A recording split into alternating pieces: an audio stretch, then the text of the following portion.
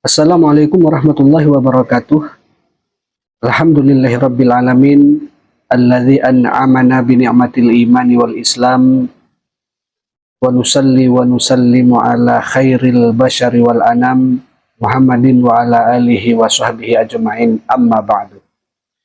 Yang kami hormati dan yang kami muliakan Bapak Dr. Haji Muhammad Juni Bedu LCMA selaku Ketua STAI Ibnu Sina Batam sekaligus dosen pembimbing kami dalam mata kuliah Fikih Munakahat, serta rekan-rekan mahasiswa yang kami cinta sayangi.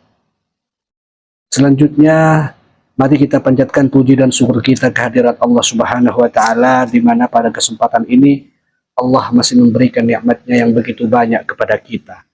Baik itu nikmat sehat, kesempatan, nikmat umur, terlebih lagi nikmat iman dan Islam. Karena itu, sebagai seorang muslim, patutlah kiranya kita syukuri itu semua dengan seraya mengucapkan kalimat Alhamdulillahi Rabbil Alamin. Selanjutnya, sholawat beserta salamnya semoga senantiasa tetap tercurah limpahkan keharibaan junjungan kita Nabi besar Muhammad sallallahu alaihi wasallam, manusia yang paling mulia di sisinya dan penolong yang memiliki syafaat di hari kiamat. Semoga kita kelak di akhirat nanti bisa diakui sebagai umatnya dan bisa mendapatkan syafaatnya. Amin amin ya rabbal alamin.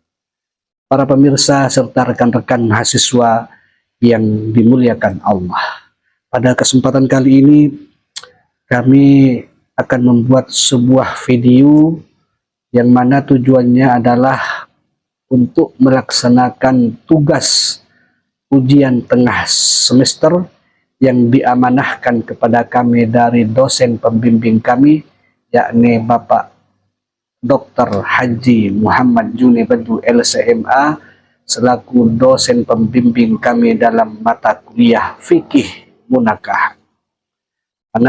Di mana pada kesempatan ini kami akan mempresentasikan, kami akan memaparkan tentang khidbah, di mana khidbah itu sendiri termasuk salah satu materi yang ada di dalam fikih munakahat.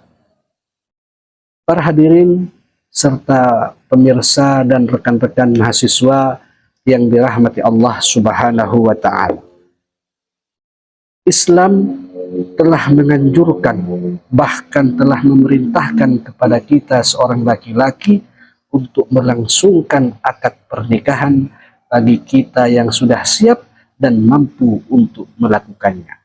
Sebagaimana Allah Subhanahu wa Ta'ala berfirman di dalam Al-Quran surah An-Nisa ayat 3 yang berbunyi, Bismillahirrahmanirrahim, Fankihu ma taba lakum minan nisa'i mathna wa thulatha wa ruba', yang artinya maka nikahilah perempuan-perempuan lain yang kamu senangi.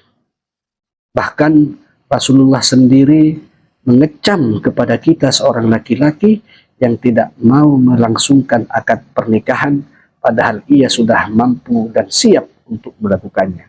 Sebagaimana Rasulullah sallallahu alaihi wasallam bersabda, "An-nikahu sunnati, faman raghiba an sunnati falaysa minni." Nikah itu sunnahku.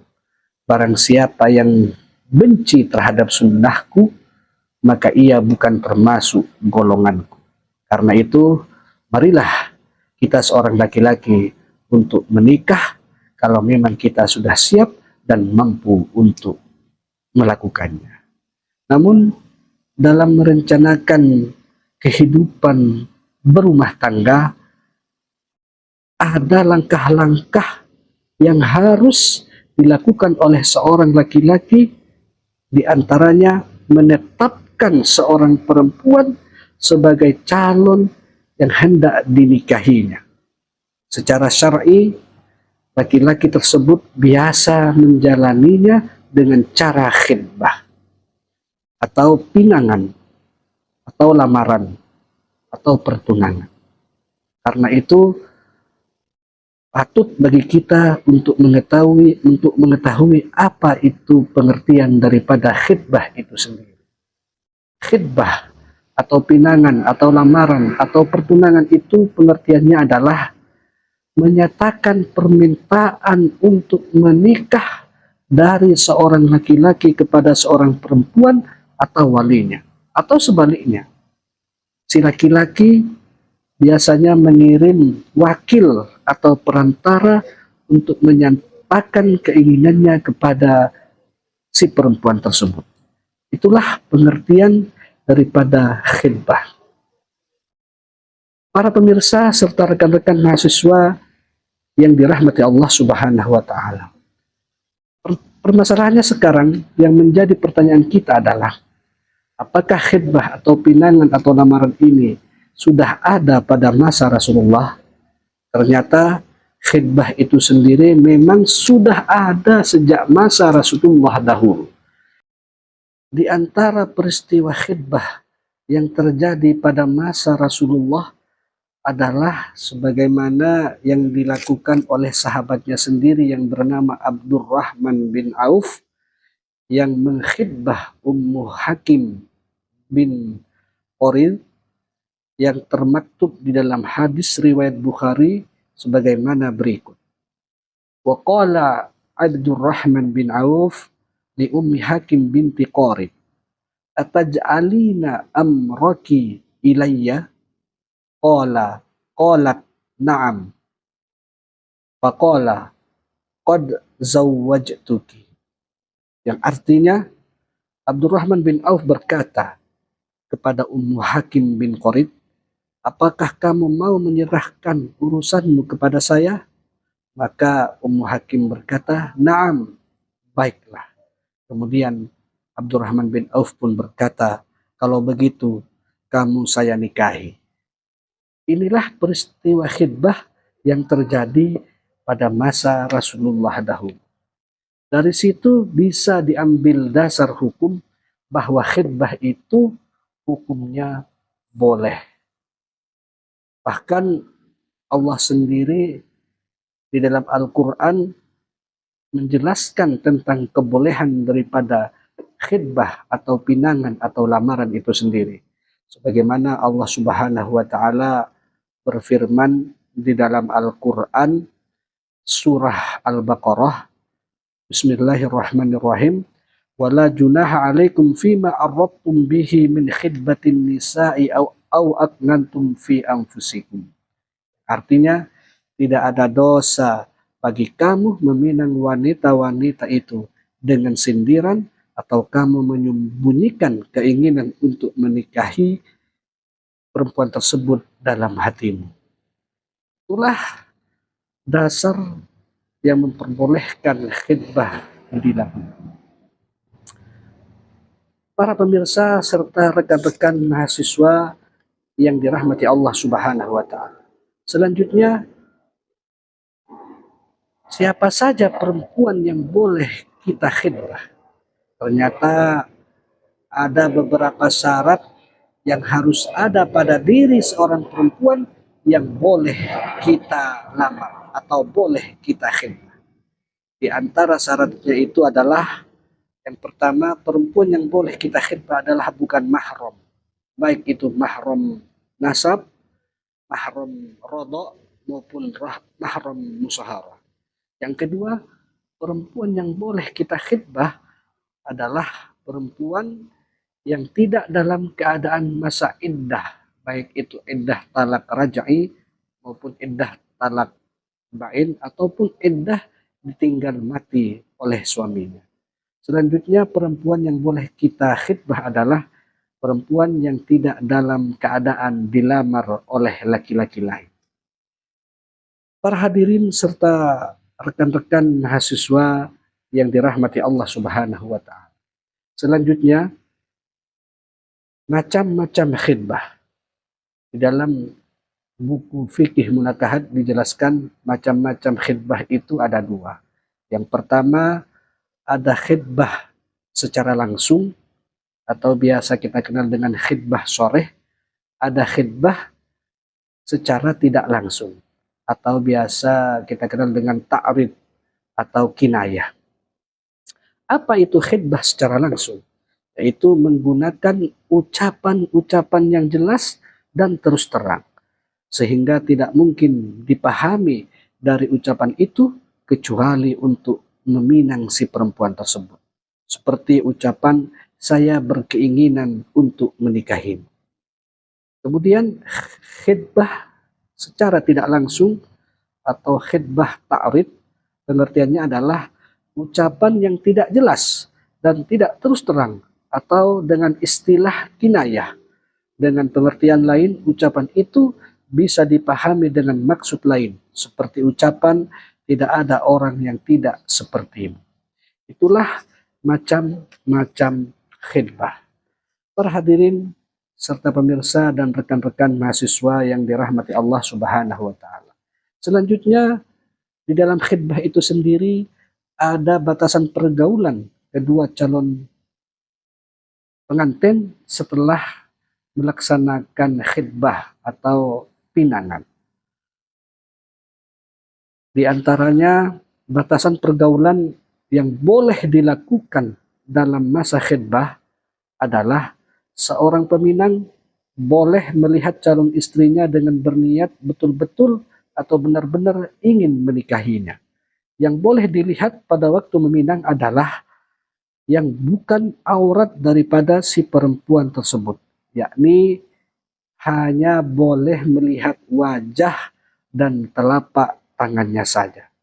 Karena dengan kita seorang laki-laki boleh melihat wajahnya, itu akan menunjukkan pancaran daripada jiwa seorang perempuan tersebut. Sementara kita laki-laki boleh melihat telapak tangannya, biasanya menunjukkan kebersihan tubuh dan kesuburan daripada perempuan itu.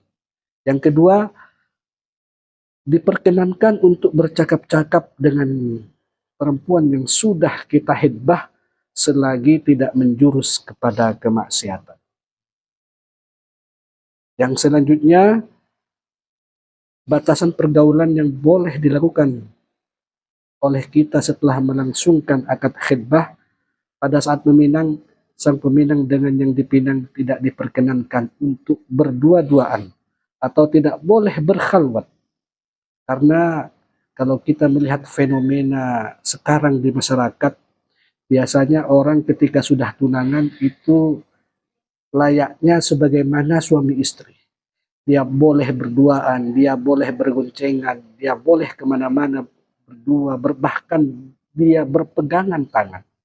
Padahal sebenarnya itu tidak boleh untuk dilakukan. Karena hakikatnya perempuan itu walaupun sudah kita pinang, walaupun kita sudah khidbah, sejatinya perempuan itu masih orang asing, masih orang lain yang tidak boleh kita berkhalwat bahkan berpegangan tangan kepada perempuan itu. Para hadirin serta pemirsa dan rekan-rekan mahasiswa yang dirahmati Allah, kemudian di dalam khidbah ada syarat, di mana syaratnya itu ada dua, ada syarat mustahsinah, ada syarat lazimah. Di mana syarat mustahsinah itu adalah syarat yang berupa anjuran kepada seorang laki-laki akan melamar seorang perempuan agar ia meneliti lebih dahulu perempuan yang akan dilamarnya itu, sehingga bisa menjamin keberlangsungan hidup berumah tangganya kelak nanti. Kemudian ada syarat lazimah, di mana syarat lazimah itu sendiri adalah syarat wajib yang harus dipenuhi sebelum proses lamaran atau khidbah itu dilakukan. Jadi sahnya lamaran tergantung kepada adanya syarat-syarat lazimah. Di antara syarat-syarat lazimah itu sendiri adalah perempuan yang akan kita lamar atau yang akan kita khidbah tidak boleh sedang dalam lamaran orang lain. Yang kedua, perempuan yang akan kita khidbah tidak dalam keadaan masa iddah. Dan selanjutnya perempuan yang akan kita lamar atau akan kita khidbah bukan termasuk mahram kita. Itulah syarat-syarat lazimah yang harus kita ketahui bagi seorang laki-laki yang hendak melangsungkan akad khitbah kepada seorang perempuan. Para hadirin serta pemirsa yang dirahmati Allah, kemudian yang terakhir, di dalam khitbah itu sendiri ada hikmah yang terkandung di dalam. Di antara hikmah dari prosesi khitbah itu sendiri adalah yang pertama, khitbah atau pinangan merupakan wadah perkenalan antara dua belah pihak yang akan melaksanakan pernikahan. Selanjutnya yang kedua, di antara hikmah daripada khitbah itu sendiri adalah sebagai penguat ikatan perkawinan yang diadakan sesudah itu. Karena dengan adanya khitbah atau peminangan, kedua belah pihak bisa saling mengenal antara satu dengan yang lain. Demikianlah yang mungkin bisa kami paparkan. Mudah-mudahan walaupun masih banyak kekurangan, kesalahan di sana sini, bisa memberikan manfaat khususnya kepada diri kami sendiri dan umumnya kepada para pendengar-pendengar yang lain. Kurang lebihnya kami mohon maaf yang sebesar-besarnya. Akhirul kalam, wabillahi taufik wal hidayah. Wassalamualaikum warahmatullahi wabarakatuh.